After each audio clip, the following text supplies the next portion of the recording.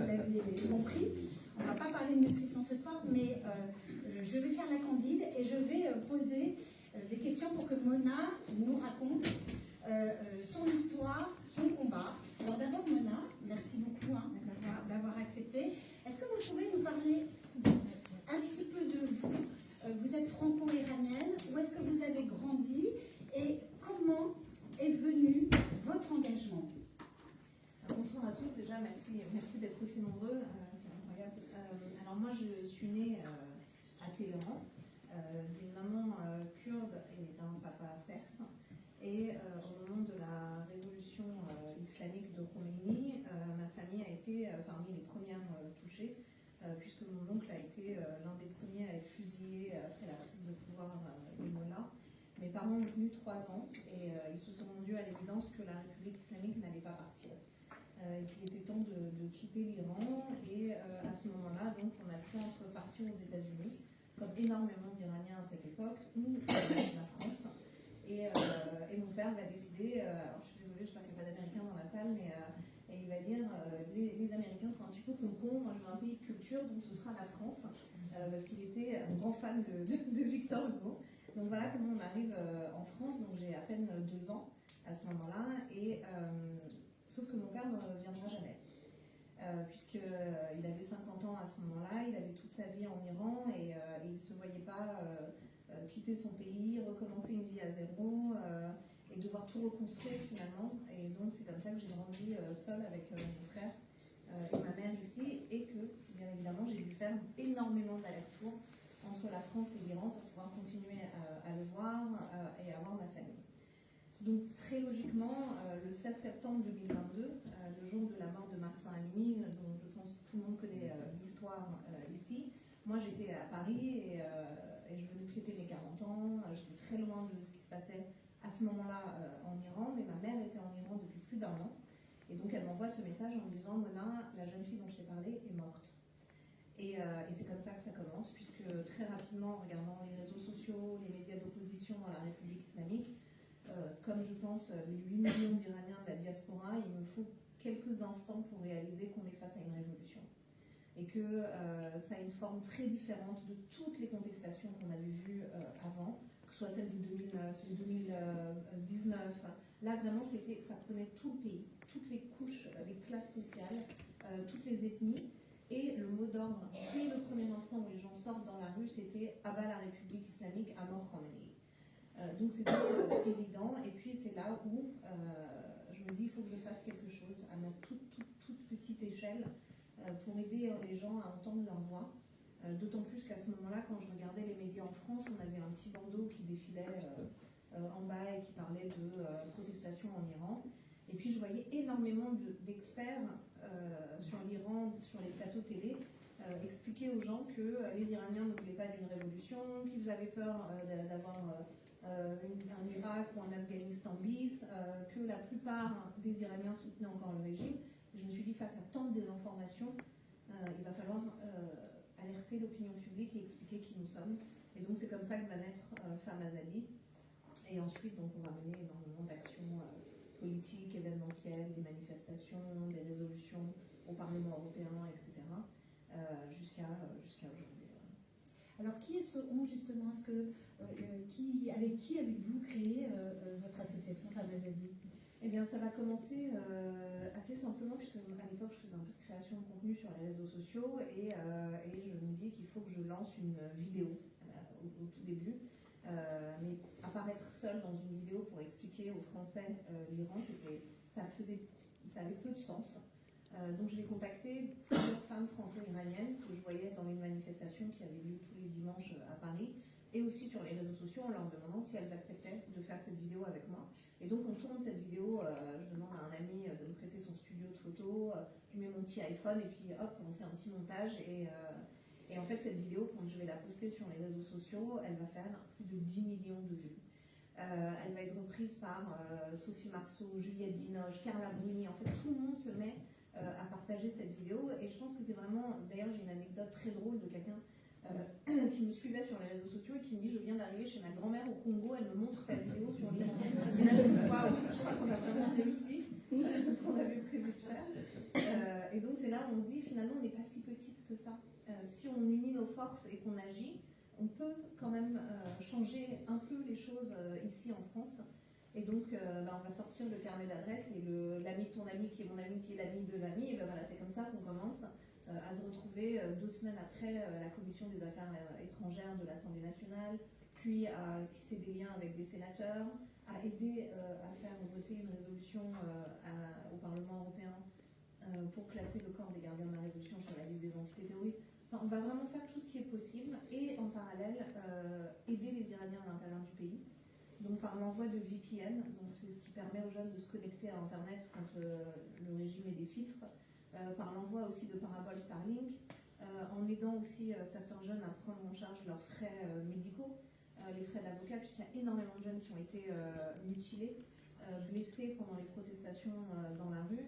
Donc en fait on a énormément de volets d'action différents et on a fait ce choix de rester une poignée, donc on est 6. Femmes franco-iraniennes, donc on a des avocates, une chorégraphe, une directrice événementielle, enfin on a tous des parcours de vie très différents, mais un point commun, c'est l'amour de l'Iran. Et vous vous faites entendre, la preuve, je crois qu'il y avait eu un L d'ailleurs, quand vous aviez fait cette vidéo où on avait parlé justement de, entre guillemets, nous sommes toutes des femmes iraniennes. Comment faites-vous, parce que vous avez commencé petit, quel est vos supports, comment êtes-vous reçus par exemple, par les politiques, puisque vous dites que vous avez pu aller au Parlement européen. Quelles sont les réponses de ces politiques? C'est assez compliqué, puisqu'aujourd'hui, on a énormément de soutien de la part des députés français, on a beaucoup de soutien de la part des sénateurs, énormément du Parlement européen, puisqu'on en est à 3 résolutions votées pour exiger au Conseil de l'Europe des sanctions contre la République islamique. Nous, on pensait assez naïvement... parce que quand le 7 octobre on a vu, ça fait déjà bien 7 mois qu'on était en train d'alerter sur des attaques qui allaient se produire. On a mal estimé parce qu'on pensait que ce serait en Europe.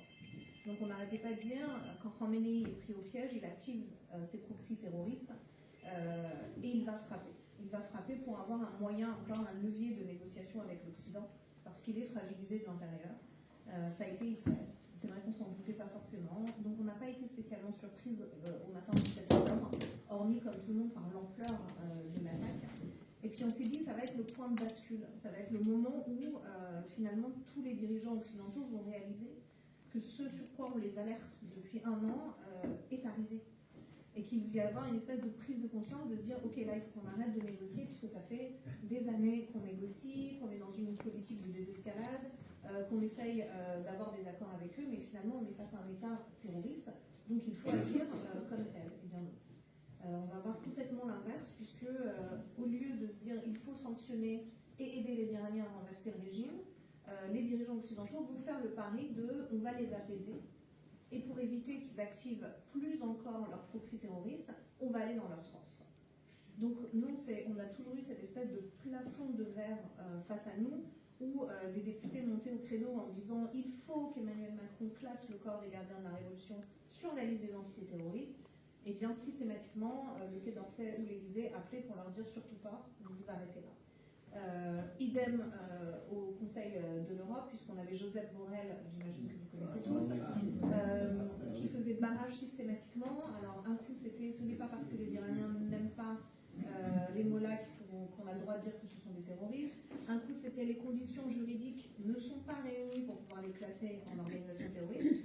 Donc nous on a la chance d'avoir de très bonnes avocates dans l'association qui se sont unies avec beaucoup d'autres avocats franco-iraniens et en fait elles ont rédigé un rapport très détaillé qu'on a remis à toutes les chancelleries européennes et qui résumait la situation en leur expliquant que toutes les conditions juridiques sont bel et bien réunies pour pouvoir le faire et que Joseph Borrell ment délibérément. Et bien malgré ça, on n'a toujours pas eu le classement du CGRI en organisation terroriste. Et puis là, récemment, il y a un nouveau jugement qui a été prononcé en Allemagne après un attentat commis contre une synagogue par le corps des gardiens de la Révolution. Et l'Allemagne a demandé officiellement aux autres pays européens de s'engager dans ce vote. Donc à nous maintenant et à vous. Donc c'est aussi pour ça que j'anime énormément de conférences pour faire levier chez tous les leaders d'opinion que vous connaissez pour pousser aujourd'hui la France à suivre l'Allemagne. Parce que le fait de classer le corps des gardiens, aujourd'hui, je ne sais pas si tout le monde sait ce que c'est que le corps des gardiens de la Révolution, mais en fait à la création de la République islamique, qui est donc calquée sur les frères musulmans et les nazis. Donc en fait, c'est vraiment un mélange de deux idéologies qui a permis à Khomeini de créer la République islamique. Il va penser à mettre en place une milice paramilitaire à qui il va donner les pleins pouvoirs et qui va avoir comme rôle premier de protéger la République islamique contre le peuple iranien, puisqu'il savait dès le départ qu'ils allaient avoir un problème de maintien à cause du peuple, mais aussi de développer ses tentacules. Donc c'est pour ça que donc, la force Al-Quds, dont on parle, Al-Ross, dont on parle tout le temps, est dirigée par cette milice paramilitaire qui s'occupe d'armer, financer, entraîner, organiser toutes les activités du Hamas, du djihad islamique palestinien, du Hezbollah, des Houthis, maintenant énormément de milices aussi chiites qu'on a pu découvrir malheureusement là récemment en Syrie, mais aussi en Irak et même en Afghanistan et jusqu'aux États-Unis et en Iran. Ils ont énormément d'agents ici même sur notre sol.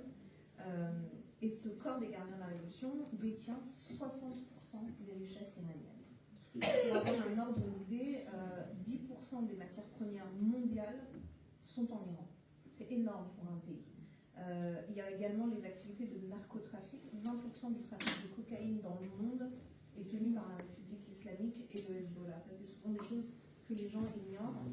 Pareil pour le trafic de Kaftanou, qui était organisé par le frère de Bachar al-Assad et Khamenei, et qui servait notamment à droguer les djihadistes pour leur permettre une barbarie sans fin. Et c'est d'ailleurs la drogue qui a été consommée par les assaillants du Bataclan. Donc si vous voulez, les tentacules sont multiples et le fait de les classer comme organisation terroriste permet aux Iraniens et à toutes les ONG aujourd'hui qui travaillent sur le terrain de pouvoir aller attaquer toutes les banques qui blanchissent leur argent, toutes les sociétés qui continuent à commercer avec elles, mais aussi d'attaquer les États. Parce qu'aujourd'hui, il y a énormément d'États, ici même, qui continuent à acheter du pétrole iranien de contrebande, malgré les sanctions, en passant par des sociétés écrans. Et c'est pour ça aussi qu'énormément de pays sont très réticents au classement du CGRI en organisation terroriste. Alors justement, vous êtes une lanceuse d'alerte et vous avez écrit ce livre en donnant la parole à 12 femmes. D'abord, comment avez-vous pu rentrer en contact avec ces femmes et comment avez-vous pu les convaincre, parce qu'elles vivent là-bas, elles sont donc en danger. Comment vous voulez nous raconter un petit peu la jeunesse de ce livre? Alors, le titre peut laisser penser que c'est un livre féministe. Ça n'est pas du tout le cas. Et je vais vous expliquer un peu comment le livre a vu le jour. À la base, la maison d'édition est venue me démarcher en me disant qu'il voulait écrire un livre en donnant la parole à des personnalités, comme il l'avait fait avec les femmes afghanes, donc par exemple demander à Sophia Aram, Caroline Fourès, etc., d'écrire des lettres aux Iraniens. Et j'ai refusé, en leur disant que, bien que ce soit des gens que je respecte beaucoup et avec qui je suis en contact, Caroline Fourès n'a absolument aucune idée de ce que vit une Iranienne en Iran. Donc si on devait donner la parole à quelqu'un, moi j'acceptais de faire le livre si c'était des Iraniennes à l'intérieur du pays qui allaient raconter ce qui se passait vraiment. Mais le but, c'était pas de parler du combat. Justement, l'idée, c'était de dire, aujourd'hui, et partout en Occident, 2 ans après le début du mouvement Femmes et Liberté, on en arrive encore à me demander, mais finalement, où en est votre combat contre le port du voile obligatoire? Et je me dis, c'est quand même fou qu'on en soit encore à penser que les Iraniens sont en train de se battre contre un voile obligatoire. Les Iraniens sont en train de se battre pour faire tomber les plus gros financiers du terrorisme mondial, ils sont en train de se battre pour anéantir un régime qui occupe leur terre depuis plus de 45 ans. Donc réduire tout le combat d'un peuple à un voile, c'est vraiment insulter finalement leur volonté de démocratie et de laïcité. Et aussi parce que je me confrontais en permanence à une idée des gens sur l'Iran qui était tellement fausse, notamment sur la vision géopolitique des Iraniens. Et je me suis dit, quand moi je le dis, on me dit toujours, mais elle, de toute façon, c'est un agent du Mossad, elle est payée par les sionistes, elle est ci, elle est ça. Je vais dire, mais du coup, je vais dire aux Iraniens de raconter comment ils voient la région, pourquoi est-ce qu'ils sont en train de se battre, quelle est leur idée finalement de leur monde idéal de demain. Et elles le racontent. Et même leur relation à l'islam, elles le racontent. Et moi, aujourd'hui, et c'est terrible parce que quand je recueillais les témoignages, c'est moi qui étais gênée en me disant, mais si j'écris ça, je vais me faire tuer, moi, en France. Et quand je leur disais ça, ils me disaient, mais vous en êtes à ce point-là, là-bas? Et c'est là où je réalisais finalement cette inversion totale des valeurs avec une jeunesse iranienne qui mâche pas ses mots et qui dit les choses telles quelles, et moi, petite française, qui tremble en me disant, mais mon Dieu, je vais être encore accusée d'islamophobie. Et c'est pour ça que je voulais leur donner la parole à elles, parce que déjà les témoignages sont absolument bouleversants. Ça a été très compliqué psychologiquement de recueillir des témoignages de torture, de viol, de ce qu'elles ont vécu dans leur chair, des drames familiaux qu'elles ont eus. Le témoignage qui a été le plus difficile à avoir, c'était celle de la fille d'un membre du corps des gardiens de la Révolution islamique, puisque pour la première fois, on rentrait chez l'ennemi. C'était la première fois où on allait voir comment ça se passait chez eux, comment ils vivaient. Et le fait de voir qu'à l'intérieur même de leur foyer, leurs enfants les combattent, c'était quand même un signe énorme de dire qu'ils ont vraiment perdu la bataille idéologique. Totalement. Parce que 90% des Iraniens aujourd'hui soient opposés au régime de Khomeini, c'est une évidence. Mais de se dire qu'à l'intérieur même de leur rang, leur idéologie n'a pas réussi à entraîner leurs propres enfants, c'est quand même une énorme victoire, une énorme victoire pour nous. Et je vois bien que chaque personne qui lit ce livre, en fermant le livre, se dit tu vois, j'aurais jamais imaginé que c'était à ce point-là. Et je pense que ça a vraiment été ma plus belle victoire sur ces 2 dernières années, de leur donner la parole et permettre à tant de personnes de la lire. Alors ce livre, justement, Mona pourra vous le dédicacer, il sera en vente à la sortie. Et c'est vrai qu'il faut le lire parce que ce sont des témoignages tout à fait bouleversants. Et puis c'est aussi pénétrer, comme vous le dites, la société iranienne. On se rend compte que ces gardiens de la Révolution, eh bien, ils ne sont pas aussi... comment dire, ils n'ont pas une attitude aussi extraordinaire que ça. En tout cas, leurs familles peuvent vivre d'une manière complètement différente, très occidentale. Ça peut boire, faire la fête, alors que le reste de la population souffre et n'a aucun droit. Alors, il y a vraiment 2 pans dans les gardiens de la Révolution. Il y a ceux qui sont très radicalisés. Il faut savoir que la plupart des Bassidji, donc les forces de répression, sont des gens qui viennent de milieux populaires très pauvres, parfois même orphelins, et qui entrent dans ces camps d'entraînement et de lavage de cerveau très très jeunes.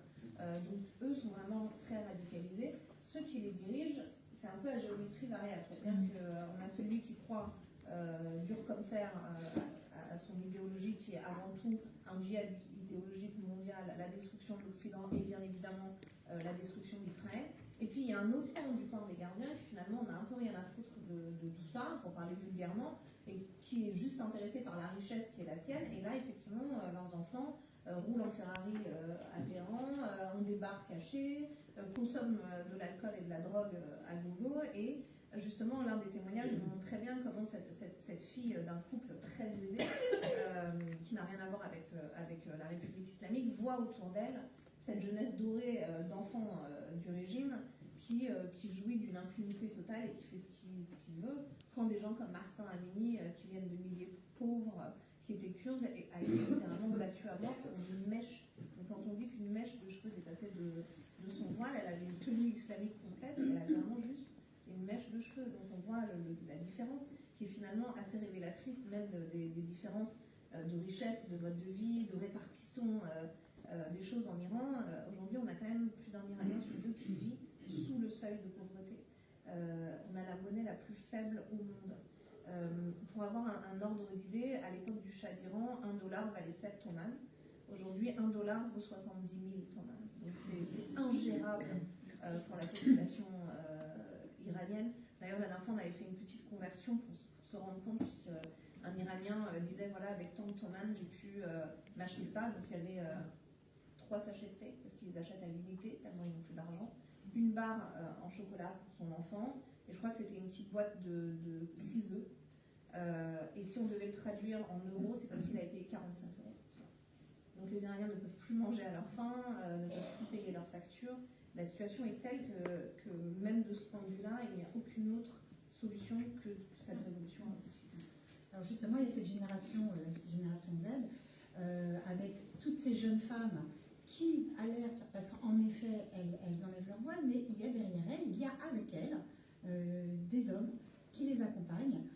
Et c'est vrai qu'on a l'impression qu'on les oublie parce qu'on ne voit que ces femmes et leur courage, mais toutes ces personnes qui vont manifester en Iran, elles prennent des risques énormes. Alors parlez-nous un petit peu de ceux qui... C'était aussi un message aujourd'hui du livre, c'est de sortir un peu l'image de notre révolution, d'une révolution féministe, parce que ça ne se cantonne pas juste aux femmes. D'ailleurs, il y a une grande différence entre le féminisme en France, enfin pas tout le féminisme, mais en tout cas une branche qui est aujourd'hui majoritaire, qui combat l'homme. Et en Iran, où le féminisme, c'est les hommes et les femmes main dans la main contre des lois liberticides. Et parce que, comme le disent les hommes iraniens, quand on s'attaque aux droits des femmes, on s'attaque aux droits humains. Donc c'est pour ça aussi qu'on est en train de se battre.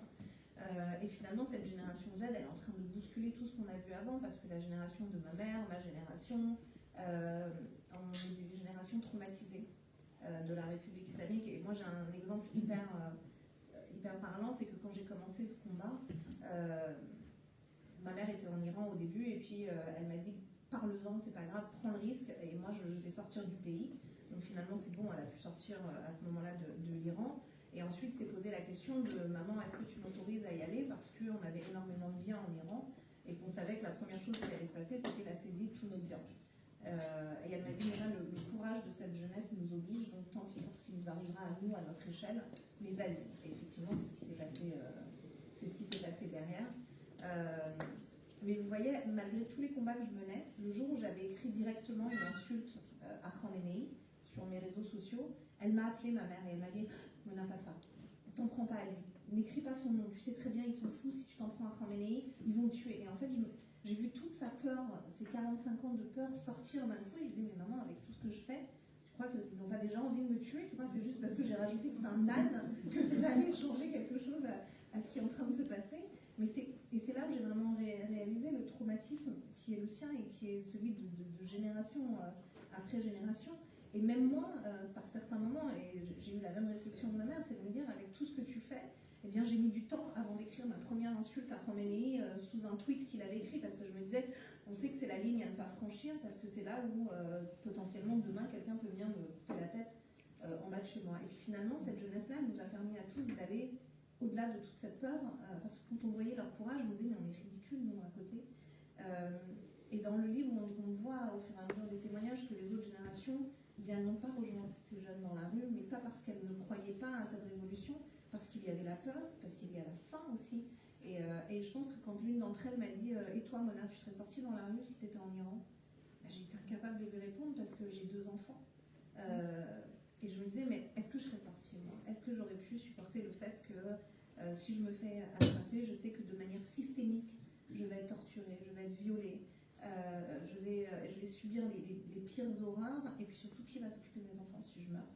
Et c'est pour ça que j'ai réussi à mieux aussi comprendre, parce que nous, de l'extérieur, on leur en voulait aux générations plus anciennes, parce qu'on voyait ces jeunes mourir par milliers et crier de toute leur force au reste du peuple. Si tu es iranien, rejoins-nous dans la rue, fais preuve de courage, et puis n'y allez pas les autres. Et c'est vraiment en écoutant leurs témoignages que j'ai compris pourquoi ils n'étaient pas sortis. Et il y a aussi ce sentiment terrible d'abandon du reste du monde, parce que ce qu'on voit aujourd'hui sur la Syrie, tout le monde le savait. Qui ne savait pas qui était Bachar al-Assad? Qui ne savait pas ce qui se passait dans les prisons de Bachar al-Assad? Moi, je me rappelle encore à chaque fois que j'allais sur les plateaux télé et j'essayais de contrer cet axe de la résistance en disant à la télé partout, mais ces gens que vous encensez, que ce soit le Hezbollah, la République islamique, quand ils agissent en Syrie, quand ils agissent en Iran, ils tuent, ils massacrent, ils torturent, ils violent pour ces dictateurs. C'est ça que vous appelez des combattants de la liberté ou des résistants? Et les gens, alors, soit c'est vraiment de la mauvaise foi, soit profondément ils n'avaient pas idée de ce que faisait le Hezbollah, mais nos dirigeants savaient. Bien maintenant que les portes des prisons s'ouvrent et qu'on a des vidéos de ce qui se passe, mais il se passe exactement la même chose en Iran, chaque jour. Moi je le dis toujours, le 7 octobre c'est tous les jours en Iran. Et on est face à des gouvernements occidentaux qui préfèrent continuer à négocier avec des gens dont la cible est de les détruire à long terme. C'est complètement hallucinant pour les gens. Alors justement, parlons un peu d'actualité, puisque la Syrie, les choses ont bougé. Donc l'axe d'approvisionnement de l'Iran qui approvisionnait via la Syrie le Hamas, le Hezbollah, a peut-être été coupé. On ne sait pas très bien qui a pris la place de la dynastie de Bachar al-Assad. Comment est-ce que la communauté iranienne reçoit ce changement? Est-ce qu'il y a un espoir, bien qu'il n'y ait pas on a renversé en Iran, en Syrie, une dictature terrible, et ce sont des islamistes qui viennent à sa place, donc on ne sait pas, on dit qu'ils sont modérés, mais personnellement, moi je ne connais pas d'islamistes modérés. Mais est-ce que ça peut montrer, ça donnait un espoir peut-être aux gens qui combattent en Iran de se dire, nous aussi, on peut arriver à changer les choses et à renverser?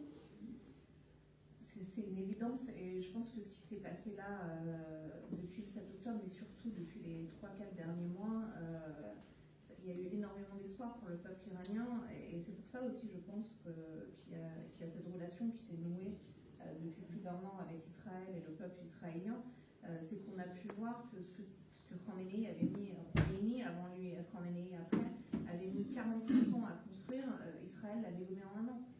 Donc littéralement, que ce soit le Hamas, le Hezbollah, les positions stratégiques, parce que les gens, à chaque fois qu'ils nous parlaient des frappes en Syrie avant le renversement de Bachar al-Assad, en disant c'est des violations du territoire, les gens en Iran étaient en train d'applaudir, parce qu'ils voyaient qu'à chaque fois on frappait un des chefs du corps des gardiens de la révolution islamique. Il faut savoir qu'à chaque fois que vous frappez un chef, c'est tout le réseau de renseignement, d'approvisionnement, etc., que vous éliminez avec, parce qu'en fait, pour des raisons sécuritaires, au sein même du CGRI, chaque personne qui est en charge d'un réseau, celui d'à côté ne sait pas ce que celui-là fait.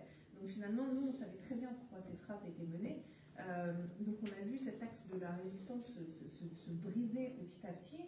Et la dernière base frontalière avec Israël et qui servait pour tout ce qui est trafic de drogue, blanchiment d'argent, livraison d'armes, même pour le Captagon, c'était la Syrie. Et là, ils l'ont perdu. Donc c'est vrai que d'un point de vue syrien, bon, la situation est compliquée pour le peuple syrien parce qu'on ne sait pas de quoi l'avenir va être. Et évidemment, on n'a jamais vu aucun islamiste modéré ni changer d'idéologie en cours de route. Mais en tout cas, pour les Iraniens, c'est une très bonne nouvelle. D'autant plus que face à la naïveté, encore une fois, des Occidentaux qui réfléchissent déjà à retirer justement Al-Julani et son organisation des listes terroristes, c'est fou comme ils sont plus à même de les retirer des terroristes que de les mettre sur les listes terroristes. Mais, alors qu'ils n'ont absolument aucune garantie sur l'avenir, que le gouvernement provisoire vient d'être nommé, qu'il n'y a que des islamistes au pouvoir, les Occidentaux commencent déjà à envisager de les retirer des listes terroristes.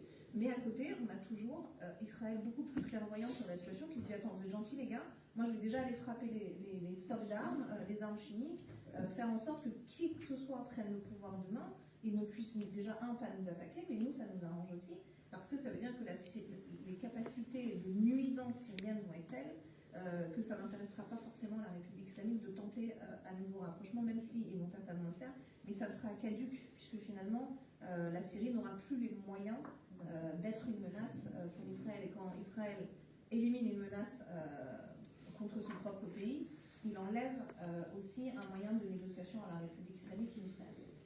Donc c'est pour ça que nous on dit que les combats sont intimement liés, et aussi parce que je pense que l'Iran est un ovni aujourd'hui au Proche et au Moyen-Orient, parce qu'on est certainement le seul peuple pro-israélien de la région, et pas que le gouvernement, parce que ce qu'on voit, ce qui se passe aux Émirats, quand on voit ce qui se passe en Jordanie, on a quand même des accords qui font qu'il y a une paix de surface, mais la réalité c'est qu'il y a une haine au sein de la population. Et ça on ne l'a pas, on l'a pas du tout, c'est complètement l'inverse. Et les jeunes iraniens justement prennent énormément de risques tous les jours en écrivant sur les murs. Il y a 3 jours, leur courage est complètement hallucinant, mais un jeune iranien, il y a une place qui s'appelle la place de la liberté à Téhéran, qui est la place la plus importante et emblématique, mais il s'est planté en plein milieu de cette place énorme et puis il a sorti un drapeau israélien. C'est complètement hallucinant, mais en fait c'est des messages qui sont envoyés en permanence. Et de l'autre côté, le gouvernement israélien leur envoie aussi des messages, puisqu'on a une chaîne de Tzahal en persan, on a une chaîne, un compte Instagram du ministère des Affaires étrangères uniquement en persan. Donc il y a énormément de messages qui sont passés comme ça à la population iranienne pour les rassurer. Et pour leur dire, je pense que le dernier discours de Netanyahou en était la preuve, de leur dire ne les laissez pas briser vos rêves et vos espoirs, puisque c'est pas terminé. Et je pense que c'est important dans le contexte géopolitique actuel d'avoir au moins des peuples qui sont solidaires, vu la montée de l'impopulisme dans tous les autres pays. Alors justement, vous étiez en Israël il y a peu de temps. Ouais. Racontez-nous un petit peu comment ça s'est passé. Écoutez, c'était la première fois. Puisqu'avant, je n'avais pas le droit de m'y rendre, puisque les Iraniens n'ont pas le droit d'aller en Israël. Alors l'aéroport, ça a été un petit peu compliqué.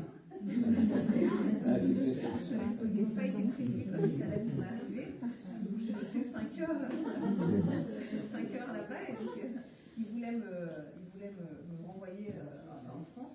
Et puis comme je suis un agent dinosaure, non,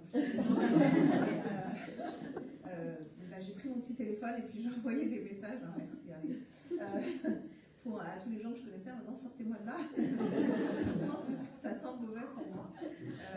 Et donc tout le monde a agi jusqu'aux plus hautes sphères de l'État israélien. Et puis finalement on a pu être libérés. Et puis donc le lendemain on a découvert Tel Aviv ça a été incroyable.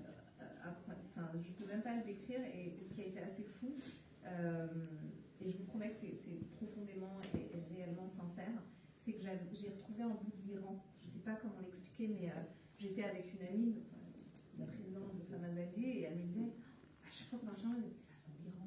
Mais on dirait l'Iran. Mais regarde les commerces, mais regarde. Et en fait, et puis tout le monde parle persan. Enfin, je ne sais pas ce qui se passe, mais les Iraniens, ils ont colonisé Israël. C'est pas possible. C'était hallucinant. Même quand on a été à Jérusalem avec un guide, donc un guide français qui est guide depuis 40 ans, première boutique où on m'avait dit il fait froid à Jérusalem, j'ai sous-estimé. Donc j'ai dû rentrer dans une boutique acheter un sweat. Et là, on tombe encore sur un Iranien, on rentre dans un magasin souvenir, encore un Iranien. Et au bout d'un moment, le guide, il me dit en fait, vous êtes partout, ça fait. Je ne pensais pas qu'il y avait autant d'Iraniens. Sinon, c'était vraiment hallucinant. Et il y a des choses qui étaient assez incroyables, puisque vous voyez, moi, ça fait 2 ans qu'on mène ce combat, et on a été reçus à l'Assemblée, au Sénat, etc., mais par aucun ministre. Parce que il ne faut pas qu'on soit trop vu avec eux, parce que c'est pas bon pour la diplomatie avec la République islamique. Et bien là, j'ai été reçue au ministère des Affaires étrangères, en Israël, à Jérusalem, et j'ai un ministre qui, pendant 15 minutes, s'est excusé de la manière dont j'avais été reçue dans le pays.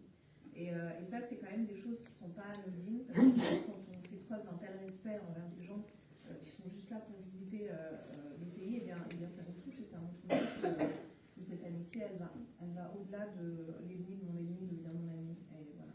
Mais de manière générale, et puis je suis désolée, messieurs, mais les hommes israéliens, franchement, quelque chose à Tel Aviv. Je sais pas ce qui s'est passé génétiquement, en tout cas, c'est. En tout cas, on a hâte de retourner. Ah, je vois que les dames sont d'accord.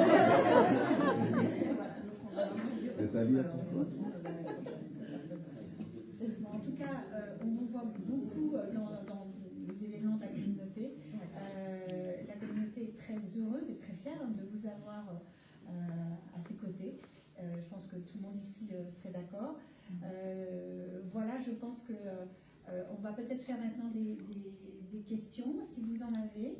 Je vous remercie déjà pour tout ce que vous m'avez